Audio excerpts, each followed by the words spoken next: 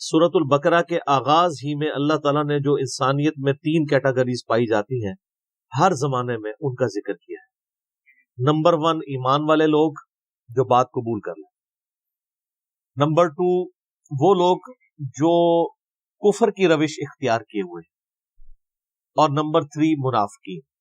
دنیا کا کوئی بھی انسان آپ اٹھا لیں وہ ان 3 کیٹیگریز میں کہیں نہ کہیں فال کر رہا ہوگا، یا وہ ایمان والا ہوگا، یا وہ کافر ہوگا، یا وہ منافق ہوگا۔ اب منافق میں بھی 2 قسم کے منافق ہیں، ایک وہ ہے جو واقعتاً منافق ہے، جن کو ہم اعتقادی منافق کہتے ہیں، یعنی اوپر انہوں نے اسلام کا لبادہ اوڑھا ہوا ہے لیکن اندر سے وہ کفر چھپائے ہوئے ہیں اپنے اندر۔ ایسے لوگ بہت خطرناک ہیں، اور ایسے لوگ صرف نبی صلی اللہ علیہ وآلہ وسلم کی مبارک زندگی ہی میں آئیڈینٹیفائی ہو سکتے تھے جب تک وحی کا سلسلہ جاری تھا۔ آج کی ڈیٹ میں ہم کسی کو منافق اعتقاداً تو نہیں کہہ سکتے، ہمیں نہیں پتا کہ اندر سے کوئی کیا ہے، ہم اس کے ظاہر کے اوپر بات کریں۔ لہذا یہ معاملہ تو اب قیامت تک کے لیے بین ہو گیا کہ کوئی مسلمان کسی دوسرے مسلمان، اہل قبلہ کو، اہل کلمہ کو منافق کہتے ہیں۔ رہا عملی منافق، تو معذرت کے ساتھ مسلمانوں کی اکثریت عملاً منافق ہو چکی، کیونکہ بخاری اور مسلم میں جو منافق کی 4 نشانیاں بیان ہوئی ہیں وہ آلموسٹ میجارٹی مسلمانوں میں پائی جاتی۔ نمبر 1 بات کرے تو جھوٹ بولے، اسی طریقے سے نمبر 2 کبھی اس کا جھگڑا ہو جائے تو گالی گلوچ پہ ہوتا ہے، امانت رکھی جائے تو خیانت کرے۔ تو یہ عملاً پریکٹیکلی مسلمانوں میں منافقت پائی جاتی ہے۔ اس کے باوجود ہم ایسے لوگوں کو بھی منافق نہیں کہیں گے، بلکہ کہیں گے کہ ان کا عمل منافقانہ ہے، عقیدے میں مسلمان ہیں۔ تو اس کے لیے ٹرم ڈیوائز کی گئی ہے عملی منافق۔ اچھا، عملی کافر بھی ہو سکتا ہے کوئی مسلمان۔ صحیح مسلم میں 246 نمبر حدیث ہے، بندے کے کفر اور اسلام، شرک اور ایمان کے درمیان فرق نماز ہے۔ نماز نہ پڑھنے والا عقیدے میں اگرچہ مسلمان ہے لیکن عملاً وہ کافر ہے۔ کلیئر کٹ مسئلہ ہے۔ سورہ روم کے اندر آیا نا، وَأَقِيمُوا الصَّلَاةَ وَلَا تَكُونُوا مِنَ الْمُشْرِكِينَ، اور نماز کو قائم کرو اور مشرکین میں شامل نہ ہو۔ یعنی نماز قائم کرنے والا مسلمان ہے اور نماز کو چھوڑنے والا عملاً تو وہ مشرک ہے، عقیدے مسلمان ہے اس لیے ہم اس کی تکفیر نہیں کریں گے۔ تو کافر بھی 2 قسم کے ہیں، عملاً کافر اور اعتقاداً کافر۔ اعتقاداً کافر تو ظاہر ہے کہ جو خود اپنے آپ کو کافر بول کے کہہ رہے ہیں کہ ہم اللہ کو، رسول کو، آخرت کو یا قرآن کو نہیں مانتے، وہ ہمارے سامنے کرسچنز ہوں، جیوز ہوں، بدھسٹ ہوں، ہندو ہوں، لیکن عملاً جو کافر ہیں مسلمانوں میں، آپ کو پاکستان جو اپنے آپ کو ہم کہتے ہیں جی اسلام کا قلعہ ہے، یہاں پہ بھی اکثریت جو ہے وہ بے نمازی ہے، لیکن پاکستان کے شناختی کارڈ میں وہ مسلمان ہے، اللہ کے ہاں وہ مسلمان نہیں ہے۔ یہ بڑا خطرناک ہے۔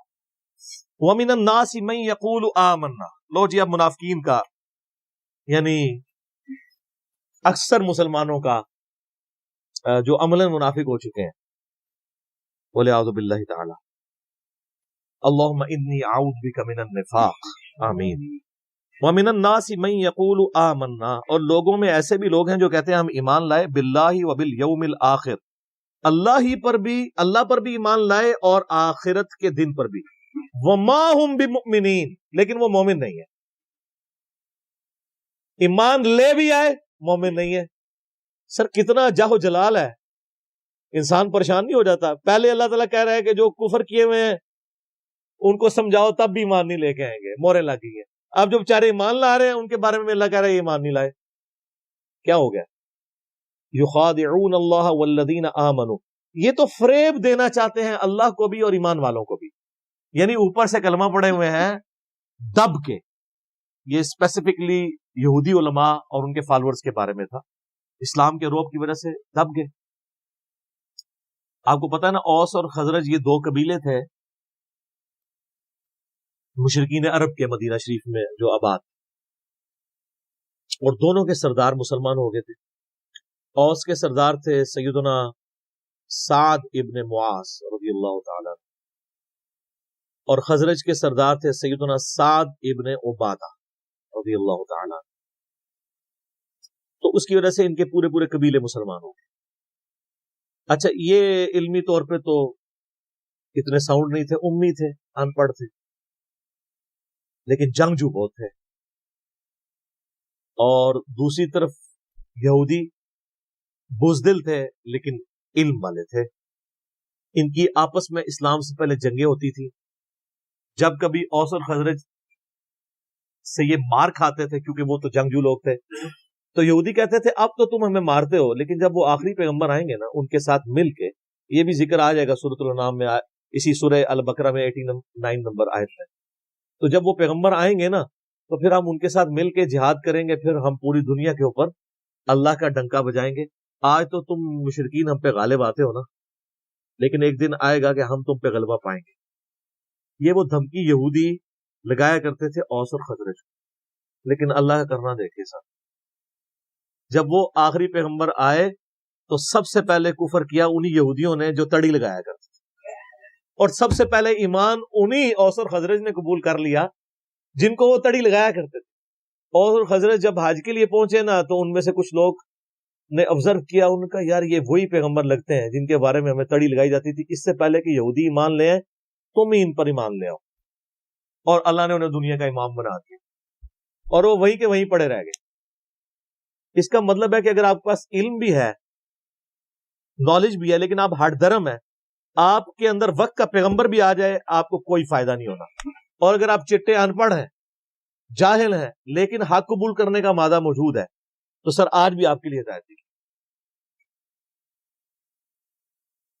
اوس اور خزرج نے اسلام قبول کر لیے، لیکن نبی علیہ السلام کی جو ہجرت مدینہ سے جسٹ پہلے اوس اور خزرج ایک یہودی عبداللہ ابن ابی کے اوپر متفق ہو چکے ہوئے تھے کہ اس کو ہم نے مدینہ کا سردار بنانا ہے. لیکن اللہ کی کرنی ہوئی کہ وہ دو جہاں کا سردار ہجرت کر کے مدینہ شریف آ گیا صلی اللہ علیہ وآلہ وسلم. تو ظاہر ہے وہ پیغمبر بھی تھے، پولیٹیکل لیڈر بھی تھے اور دینی لیڈر بھی تھے. تو عبداللہ ابن ابی کو کس نے پھر پوچھنا تھا؟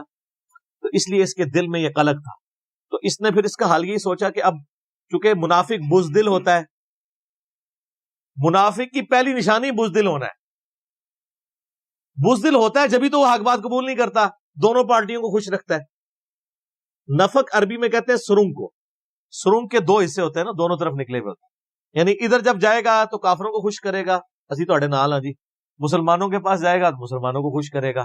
کیوں کہ بھائی اگر وہ ایک پارٹی کے ساتھ لگے گا نا تو دوسری پارٹی کے ساتھ جب جنگ ہوگی یا جھگڑا ہوگا تو اس کی بھی لائف سٹیک پہ لگے گی. تو وہ تو ہوتا ہے اپنی لائف بچانے والا، اس لیے پھر منافقت اختیار کر لیتا ہے کہ جس پارٹی کا پلہ بھاری ہوگا میں اس کے ساتھ اٹیچ ہو جاؤں گا. تو دونوں کے ساتھ اپنی یاریاں لگا کے رکھی ہوتی ہے. جیسے یہاں پہ بھی ہمارے کئی بڑوں نے باہر یاریاں لگائی ہوتی ہیں، جب ادھر پٹتے ہیں تو فوراً جناب ریٹائر ہونے کی دیر ہے تو ٹکٹ کٹا کے باہر آپ ادھر دیکھتے رہیں. ہاں جب وہ ادھر ہوتے ہیں تو آپ ان کی ماشاءاللہ حب الوطنی کے اوپر تقریریں سن لیں. امت کا جناب لگتا ہے پوری پاکستانی قوم کا درد ان کے دل کے اندر ہے. بعد میں پتہ نہیں کدھر قوم گئی کدھر گئی کوئی چیز، سب کا سب فارغ ہو جاتا. تو یہ منافق بزدل ہوتا ہے. عبداللہ ابن ابی نے اوپر سے کلمہ پڑھ لیا. یہ نبی علیہ السلام کی مبارک زندگی کا سب سے نٹوریس کریکٹر تھا جو شروع سے لے کے آخر تک آپ کے لیے ایک ذہنی جو ہے وہ تکلیف کا باعث بنا. غزوہ تبوک کے بھی بعد یہ مرا ہے، یعنی آپ علیہ السلام کی دنیا سے تشریف لے جانے سے کچھ عرصہ پہلے اس کو موت آئی. پوری زندگی یہ تکلیف آپ کو اس کی وجہ سے اٹھانی پڑی. وہ تو آگے سورہ توبہ آئے گی تو پھر اس کا ذکر تو چلے گا. اتنا ذکر تو آپ ابو جہل کا، ابو لہب کا اور ابو سفیان کا جو بعد میں مسلمان ہو گئے تھے رضی اللہ تعالیٰ عنہ، ان کا نہیں چلے گا جتنا عبداللہ ابن ابی کا. تو اس نے دیکھا کہ اچھا یار یہ تو اب پھر میں پھنس جاؤں گا، بہتر یہ ہے کہ میں بھی کلمہ پڑھ لیتا ہوں. اور صرف کلمہ نہیں پڑھا، کھڑپینچی بھی شروع کر دی. جمعے والے دن مسجد میں پہلے آ جانا اور ادھر ادھر صفحے سیدھی کرانا، یہ وہ جس طرح ہوتا ہے نا کوئی لوگوں کو کھڑپینچی کا شوق ہوتا ہے، یہ کام اس نے شروع کیے. لیکن اندر سے اسلام کی جڑیں کاٹی. ایسا کریکٹر تھا. تو اللہ تعالیٰ نے فرمایا کہ یہ اصل میں یہ چاہ رہے ہیں کہ اللہ کو دھوکہ دیں. اللہ کو کیا دھوکہ دینا ہے؟ یہ نہ اللہ کو دھوکہ دے سکتے ہیں نہ ایمان والوں کو. وما یخدعون الا انفسہم، یہ تو اپنے آپ کو دھوکہ دے رہے ہیں. اور اس سے بڑا کیا ظلم ہوا ہے ان کے اوپر؟ خود انہوں نے کیا، وما یشعرون، انہیں شعور بھی نہیں ہے کہ یہ تو اپنے آپ کو دھوکہ دے رہے ہیں. اپنے آپ کو کیوں دے رہے ہیں؟ آخرت برباد کر رہے ہیں. ہمیشہ کی ناکامیاں ان کا مقدر ہونے والی ہیں. ہٹ درمی اور ضد کی وجہ سے انہوں نے حق کی دعوت قبول نہیں کی ہے. پہلے تڑی لگاتے تھے، بعد میں رہ گئے. ادھر بھی اس طرح ہی ہوتا ہے نا جناب. آپ دیکھ رہے ہوتے ہیں یہ جب کوئی گستاخانہ کارٹون فلموں کا مسئلہ کوئی اس طرح کے ایشو اٹھتے ہیں تو آپ کو ماشاءاللہ جو لوگ توڑ پھوڑ کرتے ہوئے سڑکوں کے اوپر گاڑیاں جلاتے ہوئے نظر آتے ہیں نا، پریکٹیکل ان کی لائف یہ ہوتی ہے، ان کو پوچھے تو ان میں سے کئی لوگ جمعے کی نماز بھی نہیں پڑھتے ہوتے، کیونکہ یہ کام کرنا بہت آسان ہے. اور معذرت کے ساتھ منافقین پھر بھی ان سے بہتر تھے. رکھ رکھاؤ کے لیے نمازیں وہ پڑھتے تھے.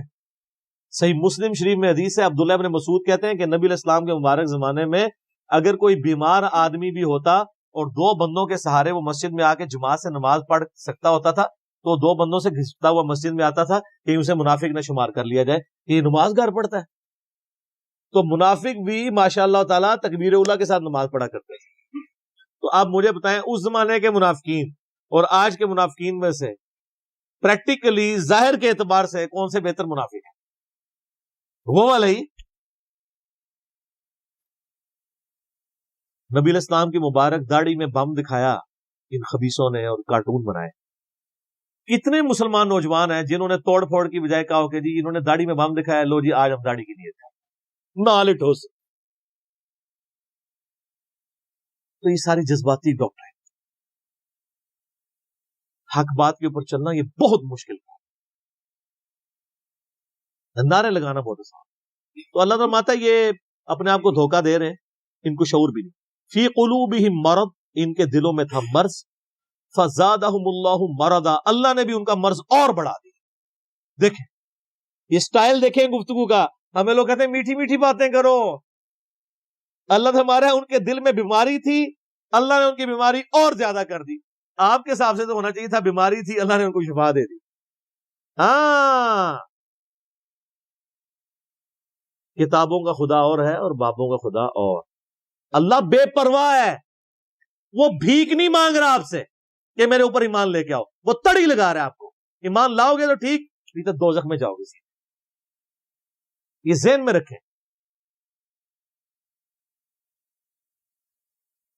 وَلَهُمْ عَذَابٌ عَلِيمٌ، اور ان کے لیے دردناک عذاب ہے.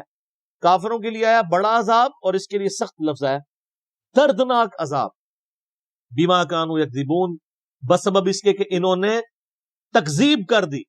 تکذیب کہتے ہیں کہ سچائی کو ماننے کے باوجود جھٹلا دینا. ان کو تو پتا تھا کہ یہ وہی پیغمبر آخر الزماں ہیں جن کی نشانیاں اولڈ ٹیسٹمنٹ اور نیو ٹیسٹمنٹ کے اندر موجود ہیں. تو انہوں نے کیوں انکار کیا؟ اچھا دیکھ لیں، اللہ تعالیٰ بھی امیین پہ اور جو اہل علم ہے ان میں غصہ میں فرق کرتا ہے. ان کے اوپر کیوں غصہ زیادہ ہے؟ یہ مولوی تھے، یہ دونوں سارا کے علماء تھے نا. ان کی پبلک کی تو بات نہیں ہو رہی ہے نا، کہ ان کو تو پتا تھا کہ یہ وہی نبی ہے. انہوں نے کیوں نہیں بات کی؟ آپ ایک جاہل آدمی کو کسی حد تک بینیفٹ آف ڈاؤٹ دے سکتے، لیکن ایک عالم وہ اس طرح کی حرکت کرے اس کو بینیفٹ آف ڈاؤٹ نہیں ملے. کیوں؟ وہ عزت بھی تو عام بندے سے زیادہ ویل کر رہا ہے نا. کل کو جب اس کا سکینڈل نکلے گا پھر اس نے یہ نہیں کہنا کہ جی جناب وہ اگر داڑھی والے یہ برا کام کرتے ہیں تو بغیر داڑھی والے بھی تو کرتے ہیں نا، ان کو کیوں نہیں میڈیا اچھالتا؟ اس لیے کہ سر بغیر داڑھی والا دین کے نام کے اوپر چندے اور بینک بیلنسز اور عزت کے ٹوکرے بھی تو انجوائے نہیں نہ کر رہا. تو سر پھر چوپڑیاں نالے دو تو نہیں ہونگی ہے نا. آپ پراٹھا کھانا چاہتے ہیں وہ بھی دو، اس طرح تو نہیں ہوگا.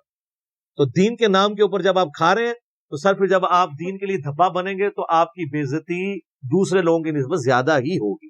یہ لاجیکل ہے. اور سر قرآن میں تو سورۃ العذاب میں ہے نبی کی بیوی ہو تم عام عورتوں کی طرح نہیں ہو، اگر تم نے بے حیائی کی تمہیں دگنا عذاب دیا جائے گا. کیوں؟ سٹیٹس ایسا ہے تو تمہارا سٹیٹس بھی ایسے ہی ہے. وَإِذَا قِيلَ لَهُمْ لَا تُفْسِدُوا فِي الْأَرْضِ، اور جب ان سے کہا جاتا ہے کہ مت فساد کرو زمین میں، قالوا انما نحن مصلحون، وہ کہتے ہیں ہم تو صرف اصلاح کا ارادہ رکھتے ہیں. یعنی یہ اللہ کہہ رہا ہے یہ فساد کر رہے ہیں. کیوں فساد یہ کر رہے ہیں؟ کہ اوپر سے ایمان قبول کیا ہوا ہے، ایمان والوں کو دھوکہ دے رہے ہیں، کافروں کے ساتھ بھی پینگیں بڑھائی ہوئی ہیں، اور اندر سے جڑے کاٹ رہے ہیں، اور کل کو جب جہاد کا موقع آئے گا تو یہ جو ہے وہ حصہ نہیں لیں گے. اور یہی ہوا ہے، آپ دیکھ لیں غزوہ احد کے اندر 700 لوگ لے کے وہ علیحدہ ہو گیا تھا عبداللہ ابن ابی، 300 لوگ لے کے. تو وہی عبداللہ ابن ابی نے جب یہ حرکت کی تو عبداللہ ابن مسعود کہتے ہیں کہ اللہ کی قسم اگر غزوہ احد سے پہلے مجھے کوئی پوچھتا کہ رسول اللہ کے صحابہ میں کوئی منافق بھی ہے تو میں کبھی نہ یہ بات مانتا، کیونکہ ساری ماشاءاللہ تکبیر اللہ سے نماز پڑھ رہے ہیں. یہ تو موقع ہے پتہ لگا رہا کون کون محبوب کی امت سے ہے. یہ ویسے کہہ دینا تو آسان ہے جو کچھ بھی ہے تیرے محبوب کی امت سے ہے. یہ تو دودھ دہی کا کاروبار جب کرتے ہوئے پانی ملا رہا ہوگا پھر پتہ چلے گا نا کہ محبوب کی امت سے ہے کہ نہیں. جس نے ملاوٹ کی وہ ہم میں سے نہیں. صحیح مسلم کی حدیث. تو اللہ تعالیٰ فرماتا ہے کہ جب انہیں کہا جاتا ہے فساد مت کرو تو وہ کہتے ہیں ہم تو اصلاح کا ارادہ رکھتے ہیں، صلح صفائی سے چلنا چاہیے. کیونکہ منافقین ظاہر ہے چونکہ بزدل ہوتے تھے، جہاد کے بھی بڑے مخالف ہوتے تھے. اور جب نبی علیہ السلام نے، آپ کو پتہ ہے غزوہ بدر سے پہلے بھی آپ نے 8 مہمات روانہ کی تھی تاکہ عرب کے لوگوں کی لائف لائن کاٹی جائے، کیونکہ انہوں نے مسلمانوں کی ساری جائیدادوں پہ قبضہ کر لیا تھا. تو نبی علیہ السلام نے اس کے بدلے کے طور پر، اور یہ غزوہ بدر میں بھی ہوا، وہ آگے چل کے سورۃ الانفال میں آ جائے گا. تو کہتے تھے یہ لڑائی جھگڑے کا کوئی فائدہ نہیں ہے، بس میٹھی میٹھی باتیں. سر میٹھی میٹھی باتیں کرنے سے کبھی بدماش اپنی پوسٹ چھوڑیں گے؟ آج کافر کہتے ہیں جی اسلام نے تلوار کے زور کے اوپر رومن اور پرشین امپائر اکھاڑی ہے. تو سر پھر کس طرح اکھاڑتے؟ تلوار کے بغیر بدماش اپنی جگہ چھوڑتا ہے؟ نہیں. اسلام نے یہ جو نیا دور شروع کیا ہے وہ تلوار کے زور پہ. سورہ توبہ کی آیت نمبر 14 ہے کہ اللہ تعالیٰ صحابہ کرام سے کہتا ہے ہم تمہاری تلواریں ان کے اوپر مسلط کریں گے. صدیوں سے بیٹھے ہوئے بدماش کیسے اکھاڑے جائیں گے؟ تو یہ جہاد اور قتال کے پیچھے حکمت یہ. لیکن آج جہاد اور قتال یہ ہے کہ وہ مسلمانوں کو اکھاڑنے کے لیے استعمال ہو رہا ہے. ایک مسلمان دوسرے کا گلا کاٹ رہا ہے جہاد کے نام کے اوپر. سر آپ دیکھتے نہیں پچھلے 30-40 سالوں میں سعودیہ اور ایران کی پراکسی وار میں جو کچھ ہمارے ملک کے اندر ہوا ہے، اور وہ آج تک ہم اس چنگل سے باہر نہیں نکل سکے. تو کہتے ہیں ہم تو اصلاح کا ارادہ رکھتے ہیں. الا انہم هم المفسدون، آگاہ ہو جو یہی فسادی ہیں، ولکن لا یشعرون، لیکن انہیں شعور نہیں ہے. اللہ فرما رہا ہے یہ فسادی خود ہے لیکن انہیں پتہ بھی نہیں ہے. اس سے بڑا ان کے ساتھ ہاتھ ہو گیا کہ ان کو پتہ بھی نہیں کہ توبہ میں توفیق بھی نہیں ہوگی. وَإِذَا قِيلَ لَهُمْ آمِنُوا، اور جب انہیں کہا جاتا ہے کہ ایمان لے آؤ، کما آمن الناس، جس طرح کے باقی لوگ ایمان لے کے آئے ہیں جو کامل الایمان مومن ہے مہاجرین اور انصار میں سے صحابہ کرام، جس طرح وہ ایمان لے کر آئے تم بھی اسی طرح کا ایمان لے آؤ. قالوا انؤمن کما آمن السفہاء، وہ کہتے ہیں ہم ان بیوقوفوں کی طرح ایمان لے آئے. ان کو تو نہ اپنے بیوی بچوں کی پرواہ ہے، نہ ان کو اپنی کوئی زندگی عزیز ہے. کل کو جہاد میں جائیں گے کٹ جائیں گے، پیچھے بیوی بچوں کا کیا بنے گا؟ یہ تو ہے ہی سارے بیوقوف ہیں. اور اللہ تعالیٰ کی طرف سے جواب سنیں، الا انہم هم السفہاء ولکن لا یعلمون، آگاہ ہو جو بے شک یہی لوگ ہی بیوقوف ہیں جو یہ صحابہ کرام کو بیوقوف کہہ رہے ہیں، لیکن ان کو خود بھی علم نہیں. انہوں نے تو آخرت کا سودا کر لیا. سورہ توبہ میں آتا ہے ہم نے مومنین کی جانوں اور مال کے عوض ان کو جنت دے دی ہے، جنت کے عوض ان کی جان اور مال ہم نے خرید لیا ہے. اور خوشخبری ہو تمہیں اس بیعت کے اوپر جو اللہ سے تم نے بیعت کی ہے. ہمارے مسلمان بھی بیعت کرتے ہیں لیکن اپنا جان مال جو ہے وہ پیروں فقیروں پہ لٹا رہے ہوتے ہیں. اللہ فرماتا ہے کہ اللہ کے لیے لٹاؤ، بیعت اللہ سے ہو پیغمبر کے ذریعے صلی اللہ علیہ وسلم. وَإِذَا لَقُوا الَّذِينَ آمَنُوا، اور جب یہ ملتے ہیں اہل ایمان سے، قالوا آمنا، کہتے ہیں ہم ایمان لاتے ہیں. وَإِذَا خَلَوْا إِلَىٰ شَيَاطِينِهِمْ، اور جب اپنے شیطانوں کے ساتھ علیحدہ ہوتے ہیں یعنی دوسری پارٹی کے ساتھ، قالوا اِنَّا مَعَكُمْ، بے شک ہم تو تمہارے ساتھ ہیں. انما نحن مستہزئون، ہم تو اوپر سے ہنسی مذاق کے طور پہ انہیں کہہ رہے ہوتے ہیں کہ ہم مسلمان ہیں. دوغلی بات. اور اللہ نے کہا کہ اپنے شیطانوں کے ساتھ جب ملتے ہیں، شیطان کن کو کہا؟ ان کافروں کو، ان کے سرگنا جو علماء یہود تھے ان کو. اب کٹھے ہوتے ہیں اپنے شیطانوں میں، اچھا، شیطان لفظ کے دو مطلب ہیں، ایک ہے اللہ کی رحمت سے دور، اور ایک شیطان کا مطلب ہے جو حسد اور بغض میں بھرا ہوا ہو. یہ بیک وقت دونوں معنی شیطان کے اوپر فٹ آتے ہیں. اللہ کی رحمت سے وہ دور ہے کیونکہ مردود بارگاہ ہے، اور اس میں حسد اور بغض ابن آدم کا پایا جاتا ہے کیونکہ وہ یہ سمجھتا ہے کہ نہ اللہ مجھے آدم علیہ السلام کے معاملے میں آزمائش میں ڈالتا اور نہ میں مردود بارگاہ ہوتا. تو یہ دونوں چیزیں اس میں. تو اللہ نے یہ انسانوں میں سے شیطان ہے وہ لوگ جن کے ساتھ منافقین تھے، اور کہتے ہیں ہم تو مذاق کر رہے تھے، انما نحن مستہزئون، ہم تو صرف مذاق کر رہے تھے. اللہ طرف ہمارا ہے اللہ یستہزئ بہم، اللہ ان کے ساتھ اصل میں مزاح فرما رہا ہے جیسا کہ اس کی شان کے لائق. وَيَمُدُّهُمْ فِي طُغْيَانِهِمْ يَعْمَهُونَ، اور اللہ ان کو ڈھیل دے رہا ہے تاکہ اپنی سرکشی میں بھٹکتے رہیں اور سرکشی کریں تاکہ اور بڑے عذاب کے مستحق ہوں. اللہم اجرنا من النار، آمین. اچھا، یہاں پہ استہزاء کا لفظ اللہ نے اپنے لیے بھی استعمال کیا. اس پہ اعلیٰ حضرت نے جو ترجمہ کیا ہے نا، وہ انہوں نے عربی میں ہی کر دیا، اللہ ان سے استہزاء فرماتا ہے. باقی لوگوں نے ترجمہ کیا اللہ ان سے مذاق کرتا ہے. تو اس پہ پھر وہ باقی اعتراض کرتے ہیں کہ جی دیکھیں جی، مذاق تو ایک نوٹوریس چیز ہے، اور اس لیے یہ لفظ اللہ کی طرف منسوب کرنا جو ہے وہ گستاخی ہے. وہ پھر استہزاء کا ترجمہ استہزاء ہی کرنا ہے. کوئی گستاخی نہیں ہے. اللہ نے جب لفظ استعمال کیا ہے تو وہ جن معنوں میں استعمال کیا آپ اسی، اور وہ بہتر ترجمہ ہے اللہ ان سے مزاح فرماتا ہے جیسا کہ اس کی شان کے لائق ہے. اس میں یہ جھگڑے میں نہیں پڑنا چاہیے جی آپ یہ نٹوریس ورڈ یوز کر رہے ہیں. اللہ نے خود کیا واللہ خیر الماکرین، خفیہ تدبیر ترجمہ کیا ہوا ہے. وہ تدبیر خود عربی کا لفظ ہے، وہ بھی آ سکتا تھا. اولئک الذین اشتروا الضلالۃ بالہدی، اللہ فرماتا ہے یہ ہیں وہ منافق جنہوں نے خرید لی ہے گمراہی ہدایت کے بدلے میں. ہدایت بیچ دی اپنے ہاتھوں سے، مفت کی ہدایت ملی ہوئی تھی، اور گمراہی خرید لی. فما ربحت تجارتهم وما كانوا مهتدین، تو اب ان کو یہ تجارت نفع نہیں دے گی اور نہ وہ ہدایت پہ کبھی آئیں گے. انہوں نے یار دیکھیں، بالکل کوئی شخص دریا کے کنارے پیاسا مر جائے تو کتنی بڑا بدبخت ہے. محمد رسول اللہ دنیا میں جلوہ افروز ہوں، اللہ کے ریپریزنٹیٹو، ہر لحاظ سے حجت تمام ہوئی ہو، ان کی موجودگی میں بھی کوئی کفر کی موت مر جائے، اس سے بڑا کون بدبخت. تو اللہ فرماتا ہے انہوں نے تو ہدایت آئی ہوئی اپنے ہاتھوں سے دے کے گمراہی خرید لی ہے، اور اب ان کو ہدایت نہیں مل رہی. اب دو مثالیں اللہ تعالیٰ نے بیان کی ہیں بڑی مزیدار منافقین کے بارے میں. پہلی مثال سنیں، مثلہم کمثل الذی استوقد نارا، ان کی مثال اس طرح ہے جیسے کوئی شخص آگ روشن کرے، فلما اضاءت ما حولہ، اور جب ہر چیز روشن ہو جائے اس آگ کی وجہ سے جتنی اس ماحول میں ارد گرد ہے، ذہب اللہ بنورہم، اللہ تعالیٰ ان کی آنکھوں کا نور ہی لے جائے، وترکہم فی ظلمات لا یبصرون، اور ان کو اس گھپ اندھیرے میں رہنے دے جہاں ان کو کچھ سجھائی نہ دے. سم بکم عمی فہم لا یرجعون، پھر وہ ایسے لوگ گونگے ہیں، اندھے ہیں اور بہرے ہیں. سمن بہرے ہیں، بکمن گونگے ہیں، عمیون اندھے ہیں، فہم لا یرجعون یہ واپس نہیں پلٹ سکتے. یہ مثال ایسے دی کہ پرانے زمانے میں لوگ جنگلوں کا سفر کرتے تھے نا، بڑی مشکل سے لکڑیاں جمع کرتے تھے، رات کے وقت روشنی جلاتے تھے تاکہ کوئی جنگلی جانور حملہ آور نہ ہو. اللہ تعالیٰ نے آگ کا ایسا روب رکھا ہے کہ آگ کہیں جل رہی ہو تو شیر بھی قریب نہیں جاتا، شیر بھی آگ سے ڈرتا، تو وہ اپنی سیکورٹی کے لیے آگ جلایا جاتا. یا سردیوں کا موسم ہے تو اس سے ہیٹ حاصل کرے، پلس روشنی بھی مل جاتی تھی، اس وقت الیکٹریسٹی تو نہیں تھی، تو اسی روشنی میں اپنے باقی کام کر لیتے تھے، کھانا پکانے کا یہ وہ. تو اللہ تعالیٰ فرماتا ہے ان کی مثال اسی طریقے سے ہے کہ اتنی محنت کے ساتھ ایک جنگل میں کوئی آگ جمع کرے، روشنی بھی ہو جائے، سب کچھ نظر آنا شروع ہو جائے، اور عین اس وقت میں اس روشنی سے نفع اٹھانے والے لوگوں کی بینائی ختم ہو جائے،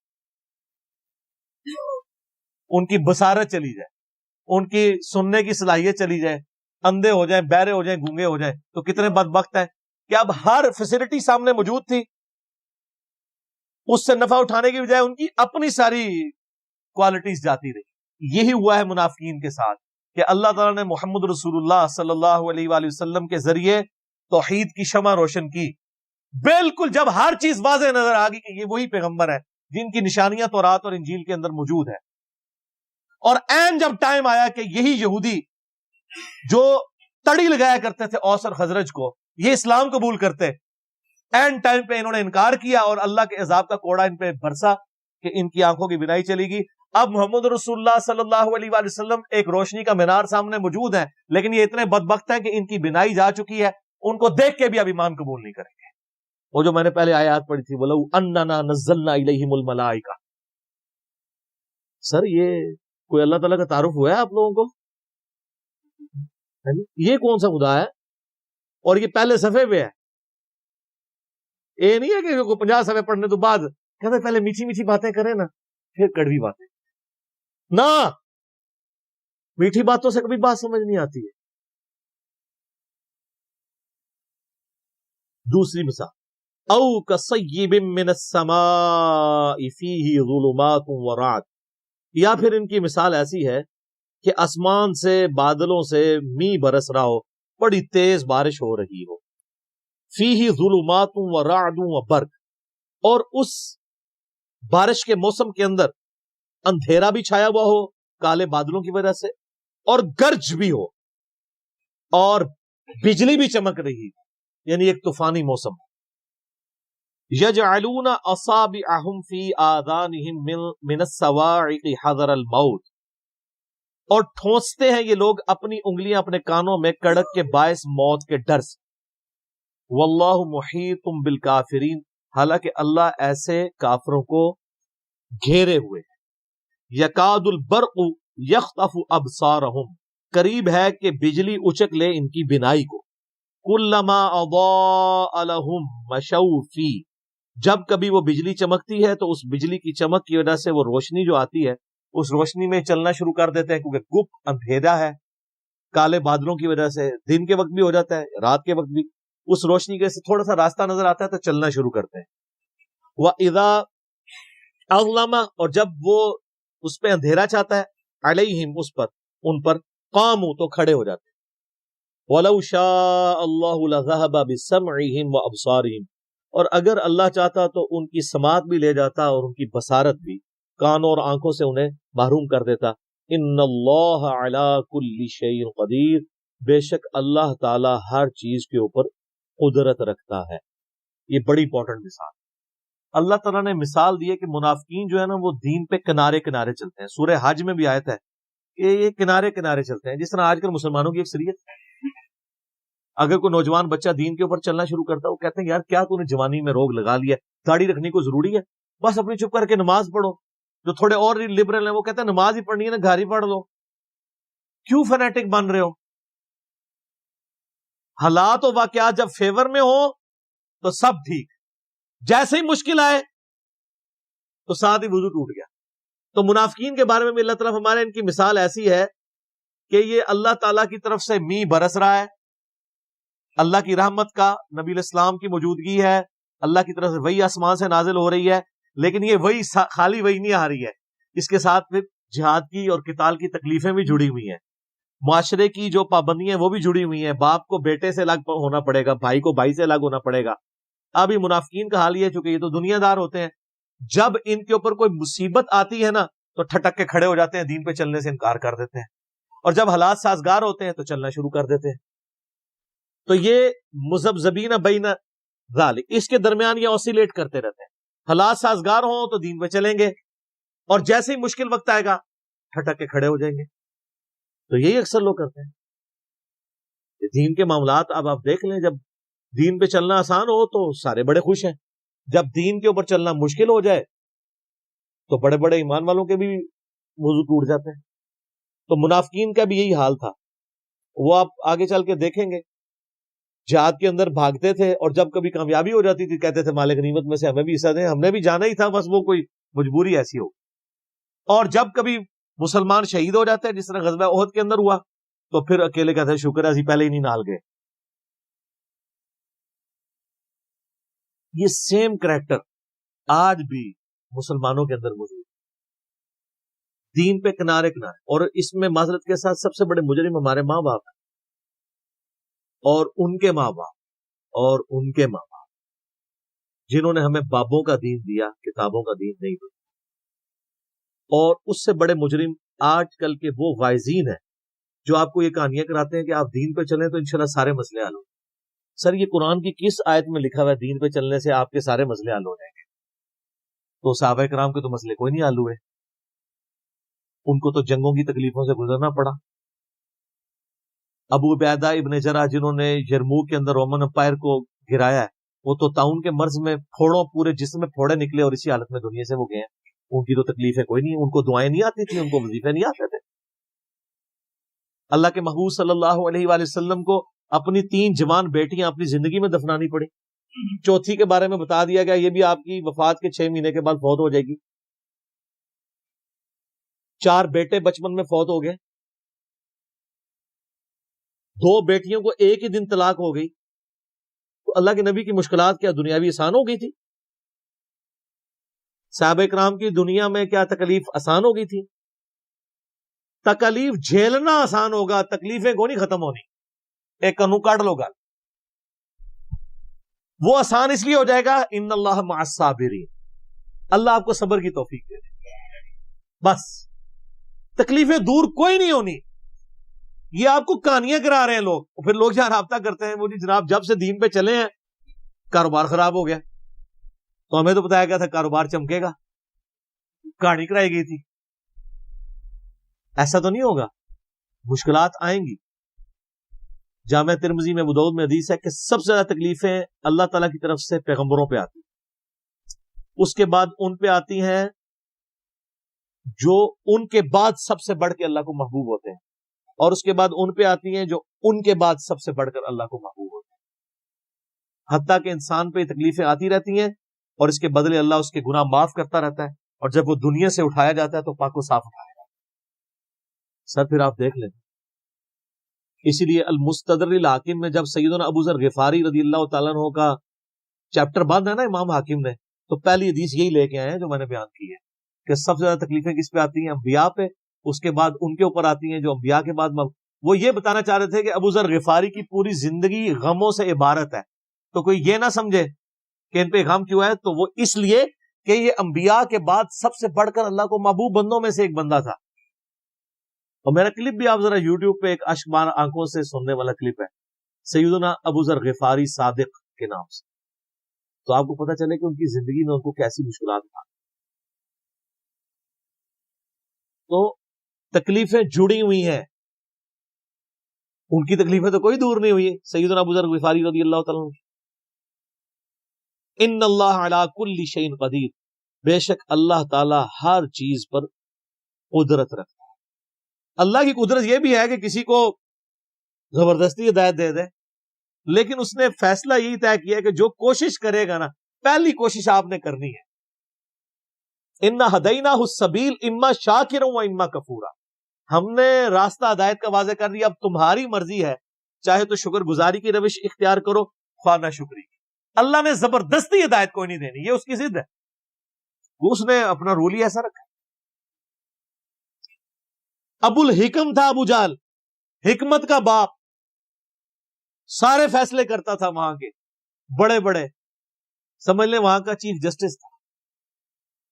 اور اسی کے غلام ہے سیدنا یاسر، سیدہ سمیہ، ان کا بیٹا عمار بن یاسر رضی اللہ عنہم اجمعین وعلیہم السلام اجمعین ورحمہم اللہ اجمعین.